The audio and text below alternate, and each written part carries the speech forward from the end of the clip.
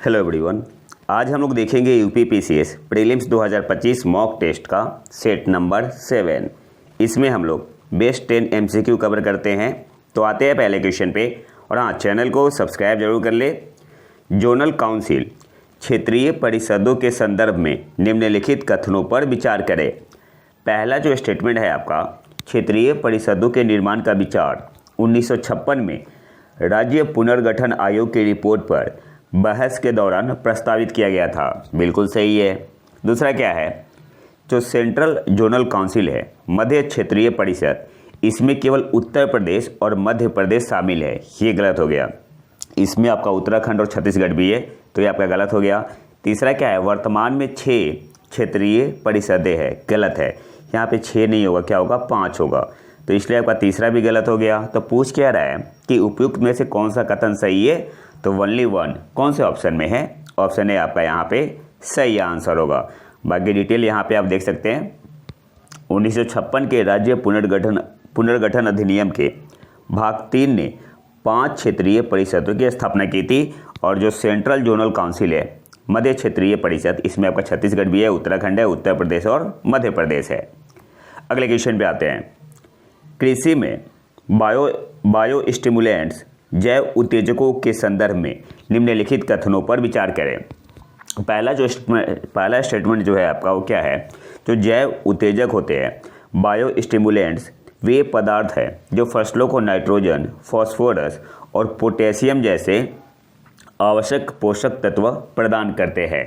तो ये आपका गलत है।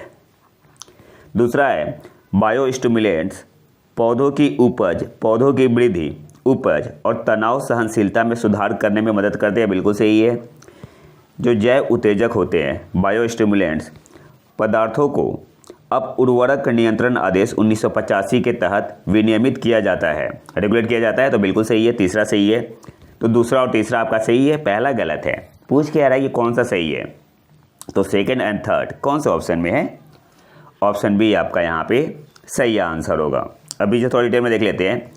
जैव उत्तेजक पदार्थ या सूक्ष्मजीव होते हैं जो पौधों में पोषक तत्वों के अवशोषण, वृद्धि, उपज और तनाव सहनशीलता को बढ़ाने के लिए प्राकृतिक प्रक्रियाओं को उत्तेजित करते हैं।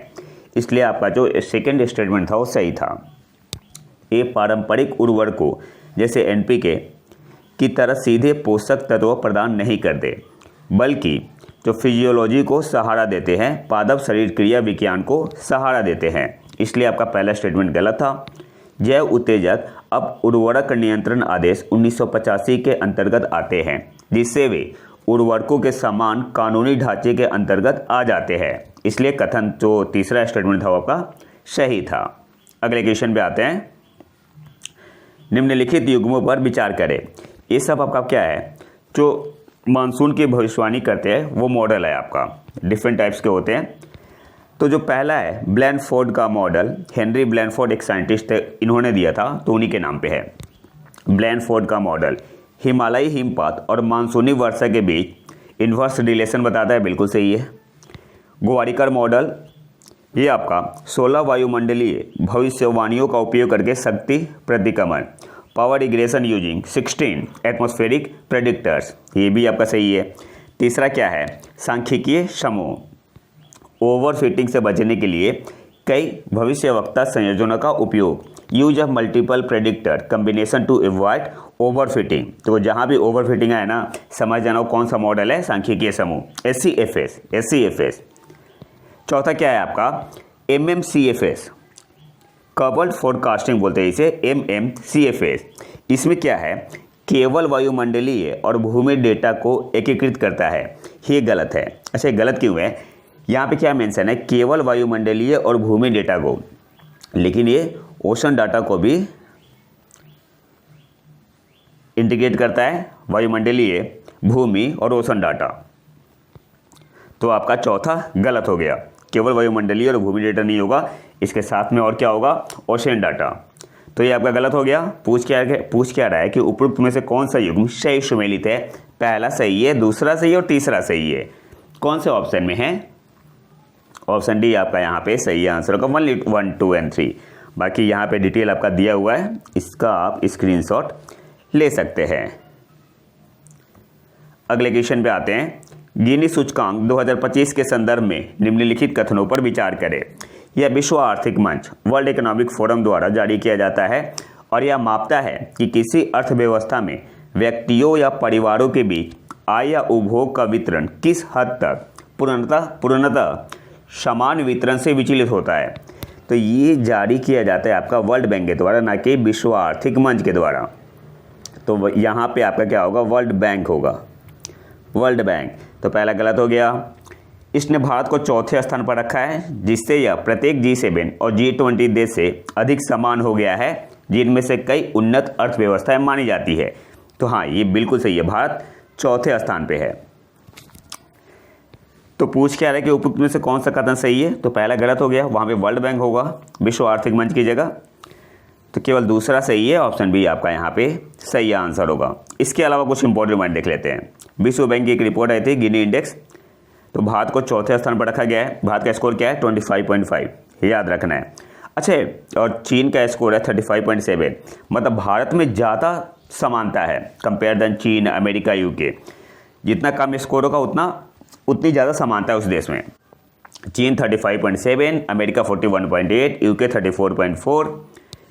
और टॉप पे कौन है, तो टॉप 3 कंट्री है स्लोवाक गणराज्य, इसका स्कोर है 24.3।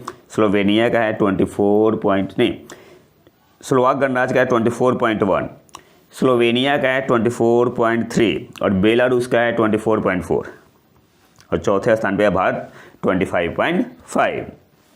अच्छा, भारत को कौन सी कैटेगरी में रखा गया है। तो भारत को रखा गया है मॉडरेटली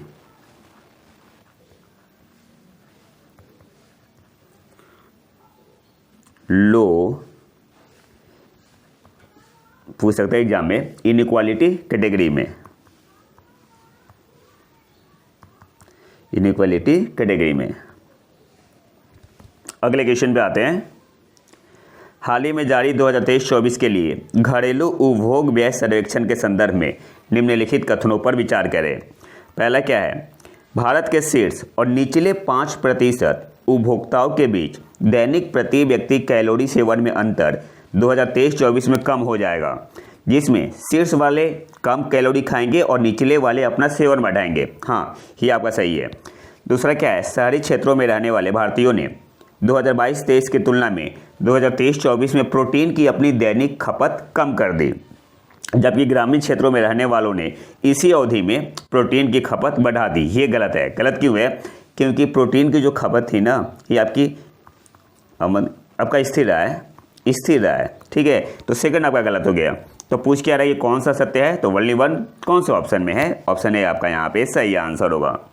यहाँ पे आपका डिटेल में दिया हुआ एक पॉइंट, मैंने पीडीएफ डाल दिया है टेलीग्राम चैनल पे, आप वहाँ से देख सकते हैं। इस रिपोर्ट को दिया किसने, तो सांख्यिकी मंत्रालय ने। इसके अलावा यहाँ से जो इम्पोर्टेंट पॉइंट है वो आप देख सकते हैं।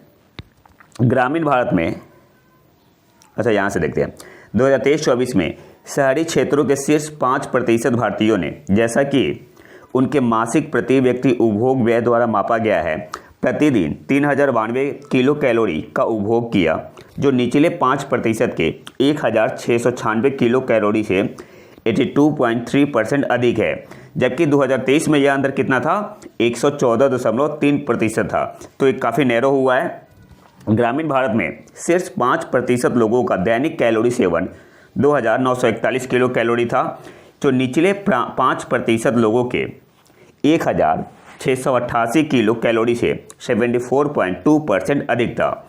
जबकि 2022-23 में यह अंतर कितना था, 93.9%। इसके अलावा ग्रामीण और शहरी दोनों क्षेत्रों में शीर्ष और निचले 5% लोगों के बीच दैनिक प्रति व्यक्ति कैलोरी सेवन के अंतर में कमी मुख्य रूप से शीर्ष 5% लोगों द्वारा कम खपत, जो आपका स्टूडेंट फर्स्ट में था, और निचले 5% लोगों द्वारा सेवन में वृद्धि का परिमाण है। आंकड़ों के अनुसार शहरी क्षेत्रों में शीर्ष 5% भारतीयों द्वारा कैलोरी सेवन 2022-23 की तुलना में 2023-24 में 11.1% कम हो गया। ग्रामीण क्षेत्रों में शीर्ष 5% लोगों द्वारा कैलोरी सेवन में 5.6% की कमी आई। इस टॉप 5 की बात हो रही है। अगर बॉटम फाइव की बात करें, इसी बीच निचले 5% लोगों के दैनिक कैलोरी सेवन में ग्रामीण क्षेत्रों में 5% और शहरी क्षेत्रों में 4.5% की वृद्धि देखी गई। अब इसी टाइप के क्वेश्चन आ रहा है तो आपको डाटा याद रखना है। दिलचस्प बात यह है कि शहरी क्षेत्रों में रहने वाले भारतीयों ने 2022-23 में 70.5 ग्राम से 2023-24 में वसा की अपनी दैनिक खपत घटाकर 69.8 ग्राम कर दी। तो फैट का भी आपको याद रखना है। जबकि ग्रामीण क्षेत्रों में रहने वालों ने इसे 59.7 ग्राम से बढ़ाकर कितना कर दिया, 60.4 ग्राम। ये किसकी बात हो रही है, वसा की बात हो रही है, फैट की बात हो रही है। इसी बीच प्रोटीन का सेवन काफ़ी हद तक स्थिर रहा, इसलिए आपका जो दूसरा स्टेटमेंट था वो क्या था, गलत था। अगले क्वेश्चन पे आते हैं। निम्नलिखित देशों पर विचार करें, यूएई, यूके, यूएसए, सिंगापुर। पूछ क्या रहा है, उपरोक्त देशों के गैर निवासियों नॉन रेजिडेंट का सही क्रम क्या है जो अंकित मूल्य के संदर्भ में घरेलू म्यूचुअल फंड इकाइयों का हिस्सा रखते हैं। अच्छा, इंपॉर्टेंट क्यों है, तो इस रिपोर्ट को दिया है आरबीआई ने, तो आपसे एग्जाम में पूछ सकता है। तो टॉप पे कौन है, हाई टू लो दिखाना है, तो टॉप पे है यूएई। संयुक्त अरब अमीरात के गैर निवासियों के पास वित्त वर्ष 2025 के दौरान अंकित मूल्य 21.2% के साथ बाजार मूल्य 20.2%, दोनों के संदर्भ में म्यूचुअल फंड इकाइयों में सबसे बड़ी हिस्सेदारी थी। तो सबसे बड़ी हिस्सेदारी जो थी वो आपका यूएई, तो पहले नंबर पे क्या हो जाएगा, 1 हो जाएगा। इसके बाद यूएई के बाद आपका आएगा यूएसए, यूएई के बाद आपका आएगा यूएसए, तो 1 के बाद आपका हो जाएगा 3। कौन सा ऑप्शन में, तो ये हट गया, ये हट गया, ये 1 के बाद 3। हाँ, यूएसए के बाद आपका है यूके का, तो 1, 3 फिर 2 और फिर आपका 4 आएगा, तो 1, 3, 2, 4 कौन सा ऑप्शन में है, ऑप्शन डी आपका यहाँ पे सही आंसर होगा। यूएसए का है 11.2%, यूके का है 10.8 और सिंगापुर का 6.6। टॉप है यूएई 21.2%। अगले क्वेश्चन पे आते हैं।